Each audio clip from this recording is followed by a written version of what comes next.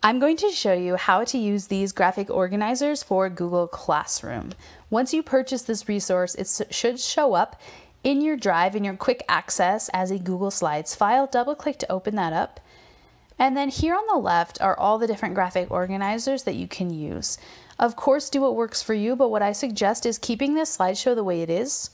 And then when you want to assign a graphic organizer to your students, make a new slideshow and then just copy paste the graphic organizer that you want to send them. Send them that graphic organizer, or you can send them that graphic organizer with other slides with your objective and your text and things like that. I'm going to show you an example. So my students, if we're reading Magic Treehouse, let's say, I can put the text here in a Google slideshow, or if they read the text on a website or somewhere else, then that is totally fine as well. I just put it here because that's easier for me.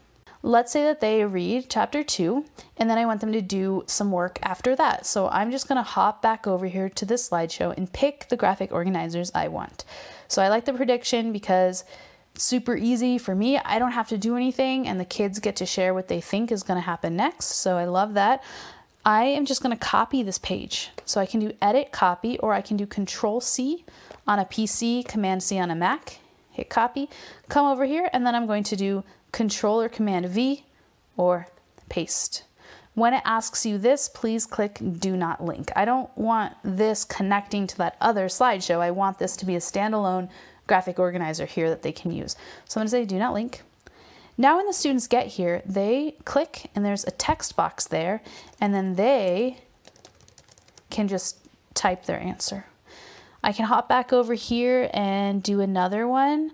Maybe I want them to write what was your favorite part and why. So again, I'm doing Command C here and then Command V to paste it, Do Not Link. So, I mean, I can assign it just like this if I want to. And in a couple minutes, I'll show you how to assign it to Google Classroom if that's something that you would like help with. I am going to show you how to use some of the other graphic organizers too, because some of them are more interactive.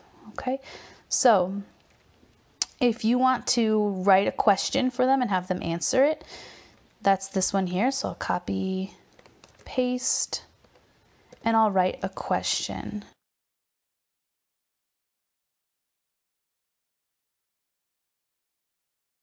There's my question. Now this is ready. When the kids come in, they have to write their answer here.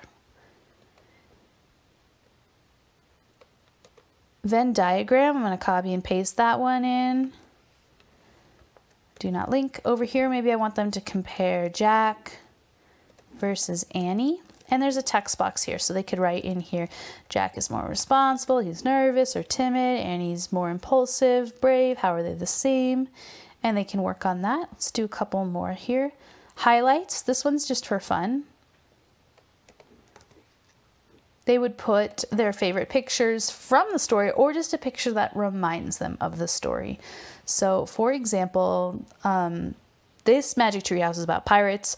So they found a book, and on the cover of the book, it said Pirates of the Caribbean. So maybe I put a picture of some pirates here, and then I write a little caption here. There's no text box here because we're gonna put a picture. So to do that, search the web. Maybe I'll put pirates. And I'll pick this one, insert,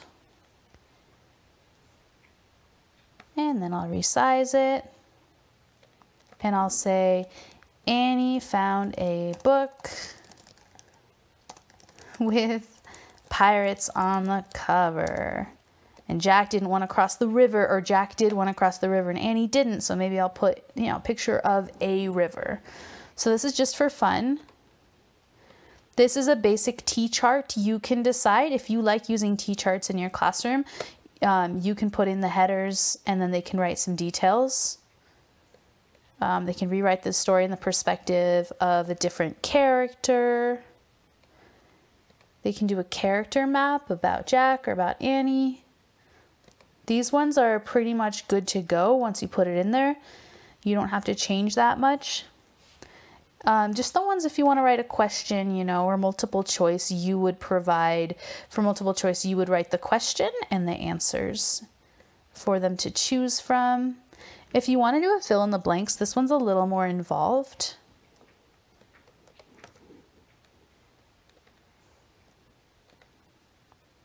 So there's already a text box here, and I would write something like, Jack and Annie live in the forest called...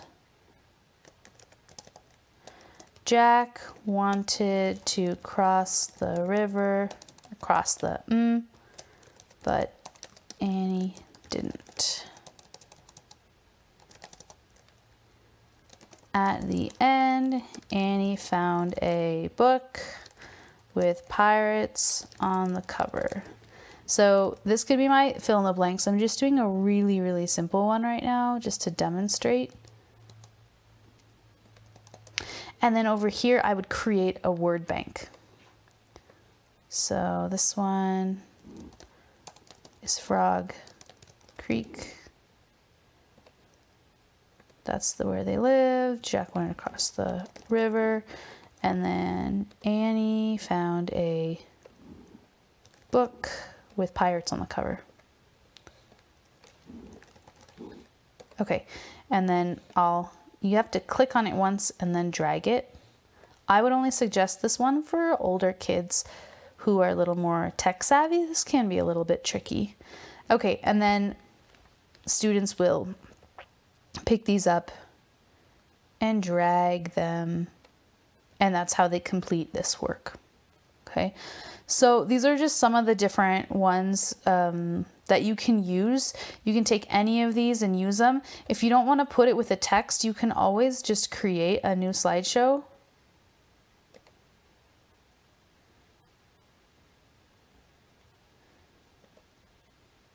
And say, literacy, April 10th, or whatever you want to call it. And then you can say something like, read the book. If they already have access to books and they know what they're reading and where to get it, you know.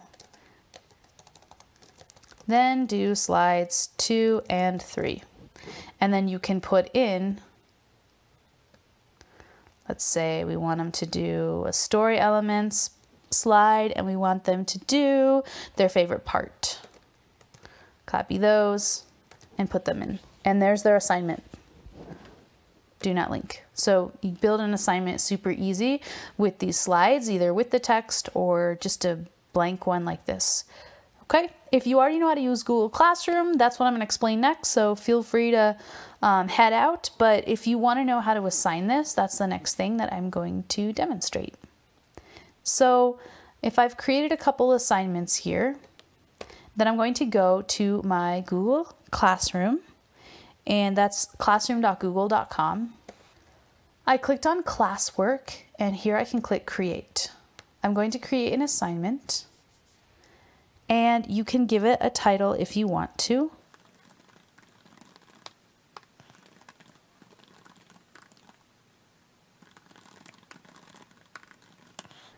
You can just decide if you want to send it to all your students or some of them, how many points do you want it to be worth, or it can be ungraded. When it's due, if you want to give it a due date, if it belongs to a certain subject, such as literacy or math, and then I'm going to add my slideshow that I just made. I'm going to click on Google Drive. And so this is that one I just made that didn't have a lot. It only had 3 slides. And then this is the one that had the Magic Treehouse text, and then it had the graphic organizers after it. I'm going to add this one and click add.